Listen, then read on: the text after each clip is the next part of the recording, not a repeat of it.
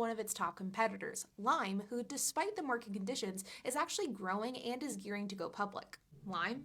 Yeah, because one could argue that Bird was doomed from the start. They're a middle form of transportation that's competing with walking, which is free but less convenient, and driving, which is more expensive but more convenient, as well as city legislatures that not only push back on micromobility transport like Bird, but in some cases straight up banned it, as well as lawsuits filed by people who got hurt on Bird scooters. This created extremely costly liability for both companies.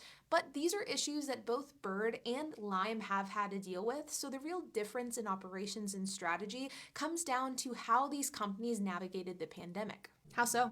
When scooters and last mile transportation hit a snag due to the pandemic, Bird and Lime took completely different approaches. Lime prioritized profit, they hunkered down, focused on margin and what made them money, and in the markets they made money in. This meant that Lime had to scale back or even cease operations in certain markets. But it was ultimately the right choice because Lime is, as of 2022, profitable. Wow, okay, so Lime scaled back their operation in an effort to reach profitability?